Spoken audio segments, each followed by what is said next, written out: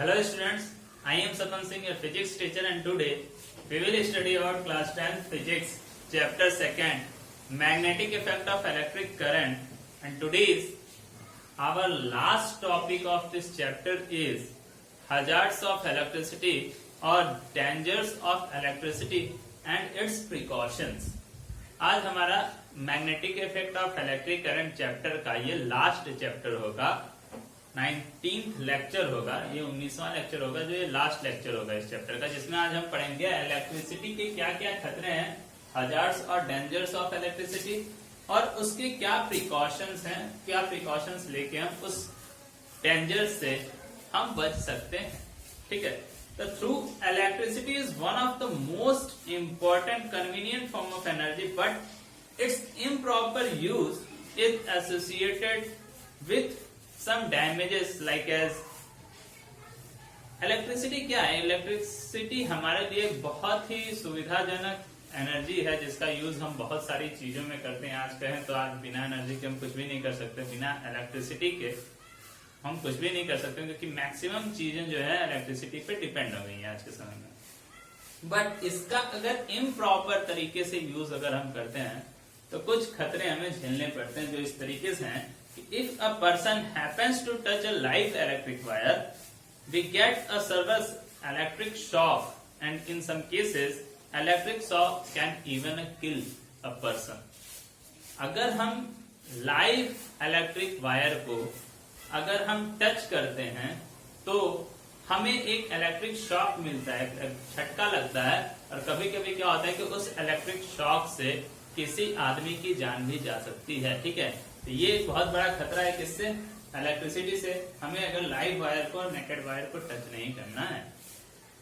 दूसरा होता है कि short circuiting due to damage wiring और overloading of the current cause electrical fire in a building. जिस भी बिल्डिंग में हम इलेक्ट्रिसिटी का यूज करते हैं या वायरिंग कराते हैं तो उस कंडीशन में कभी कभी क्या होता है, शॉर्ट सर्किट हो जाता है. कैसे होता है? मैंने आपको बताया था कि लाइव न्यूट्रल वायर टच कर गए एक साथ, तो या ओवरलोडिंग के कारण क्या होता है, हीट हो जाता है, और हीट होने के साथ साथ फायर लगने के चांसेस होते हैं, और जब फायर लगता है तो पूरी की पूरी बिल्डिंग में आग लग जाती है. आए दिन जो है शॉर्ट सर्किट से आग लगी हुई घटनाएं आप लोग न्यूज में सुनते हैं. तीसरा होता है the defect in the household wirings like loose connections, defective switches, sockets and plugs can cause sparking and leads to fire. ये तो शॉर्ट सर्किट ओवरलोडिंग से होता है. तीसरा, अगर हमारी कनेक्शंस लूज है, जहां हमने स्विच को कनेक्शन किया है वायर से या बल्ब को कनेक्शन किया है वायर से, वहां पे अगर कनेक्शन हमने लूज कर दिया तो उस कंडीशन में भी क्या हो जाता है, शॉर्ट स्पार्कलिंग होती है, और स्पार्कलिंग होने से उसमें फायर हो जाता है. ठीक है.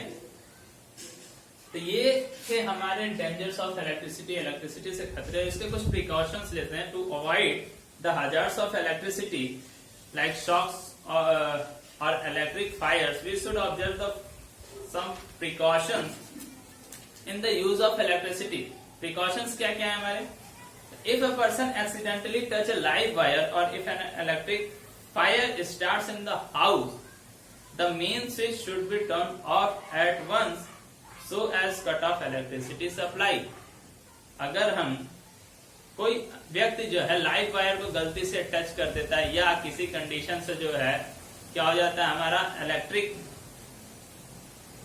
फायर लग जाता है शॉर्ट सर्किट के थ्रू, तो हम क्या करें कि मेन स्विच जो है हमारा, हम इसको क्या करते हैं, क्लोज करते हैं, स्विच ऑफ करते हैं, जिससे कि पूरी इलेक्ट्रिसिटी की सप्लाई क्या हो जाए, बंद हो जाए, रुक जाए, और हमारा जो डैमेज होना है वो बच सके. दूसरा, the persons who happens to touch the live wire should be provided an insulated support of wood, plastic और rubber. अगर कोई आदमी गलती से करंट टच कर देता है तो उसको हम इंसुलेटेड चीजों को क्या करना है, उसको प्रोवाइड कराना है, जिससे वो उससे दूर हो सके. जैसे प्लास्टिक का, लकड़ी की चीजों को उसको दे दो कि उससे क्या हो जाए, वो उसको टच करने के बजाय उससे उसको हटाए, न कि हम उस आदमी को जाकर टच करें. अगर हम उस आदमी को जाकर टच करें जिसने ऑलरेडी लाइव वायर को टच किया हुआ है तो वो करंट हमारे अंदर भी आ सकता है. तो ये गलतियां हमें नहीं करनी चाहिए. All the electrical appliances like iron cooler, refrigerator, इन सारी इस टाइप की जो चीजें होती हैं जो हैवी इलेक्ट्रिसिटी गेन करती हैं, उसके अंदर जो है अर्थ वायर जरूर लगाएं. अर्थ वायर लगाने से क्या होता है, कि हमें जो नुकसान होने से क्या हो सकता है, बच जाता है, जब शॉर्ट सर्किटिंग से बच सकते हैं उसमें। All the switches should be put in the live wire of the alternative current circuit. जो भी स्विचेस हम लगाते हैं, जो स्विच ऑन ऑफ करते हैं, कनेक्शन को काटने का काम करते हैं, वो switches must be put in live electric wire. वो बहुत ही जरूरी है कि वो किसमें हो, लाइव इलेक्ट्रिक वायर में लगे हुए हों, जिससे कि अगर हम स्विच को ऑफ करें तो उस सर्किट में करंट फ्लो ना करें, क्योंकि हम जानते हैं कि करंट किधर से फ्लो करता है, लाइव से न्यूट्रल की तरफ फ्लो करता है। अगर लाइव वायर में स्विच रहेगा, उसको ऑफ करेंगे तो बाकी जो कंपोनेंट में क्या होगा, इलेक्ट्रिसिटी प्रोवाइड नहीं होगी। ये एक फायदा है। अगर हम न्यूट्रल में लगा देते हैं तो रुक जाएगा, लेकिन कुछ इलेक्ट्रिसिटी वहां तक पहुंचेगी तो डैमेज कर सकता है, ठीक है। तो इसलिए लाइव वायर में स्विचेस को क्या करते हैं, लगाते हैं। We should never operate switches of electrical appliances with wet hands and the plugs should also not be inserted into sockets with wet hands. गीले हाथों से कभी भी इलेक्ट्रिसिटी का कोई काम नहीं करना चाहिए, चाहे हम स्विच को ऑन करने जा रहे हैं या किसी प्लग को सॉकेट में लगाने जा रहे हैं। वेट हैंड से हमें कोई भी ऐसा काम नहीं करना चाहिए। The fuse should always connected in the live wire circuit. जो फ्यूज होता है, पढ़ाए थे कल, फ्यूज को हम हमेशा लाइव वायर सर्किट में क्या करें, कनेक्ट करें, और प्रॉपर फ्यूज को कनेक्ट करें। मतलब जितने एम्पियर का फ्यूज की हमें नीड है, उतने ही एम्पियर के फ्यूज को हम उस सर्किट में कनेक्ट करें, वो भी हमारे लिए फायदेमंद होगा। और दूसरी चीज, जिस वायर का यूज हमें करना है, लो मेल्टिंग वायर का यूज ही करें फ्यूज के अंदर, ना कि हम कॉपर वायर को फ्यूज के अंदर लगा दें। बहुत सारे लोग अपने घरों में नॉर्मली क्या करते हैं, फ्यूज कटा तो वही कॉपर वायर को ही छील के उसी को क्या कर देंगे, कनेक्ट कर देंगे, जिससे क्या होता है, डैमेज होने के चांसेस बढ़ जाते हैं। तो कॉपर वायर का यूज फ्यूज के लिए कभी नहीं किया जाता है। आगे, the household wiring should be done by using good quality of wires having proper thickness and insulation. जो वायरिंग हम कराते हैं शुरू में अपने घरों में, तो उसके अंदर एक प्रॉपर वायर लगाना चाहिए, एक अच्छा वायर लगाना चाहिए, गुड क्वालिटी का वायर लगाना चाहिए, जिसकी प्रॉपर थिकनेस हो और इंसुलेशन हो, मतलब उसके ऊपर जो प्लास्टिक कोटेड कवरिंग हो वो भी अच्छी होनी चाहिए, जिससे कि डैमेज होने से बच सके, ठीक है। All the wire connection, switches, sockets, plugs should be tight. और जो भी कनेक्शन हम करते हैं उसको जितना ही टाइट रखेंगे उतना ही सही रहेगा। अगर लूज रहेगा तो लूज होने में खतरे होने के चांसेस क्या होते हैं, ज्यादा होते हैं। We should avoid working on live circuits for repairs etcetera.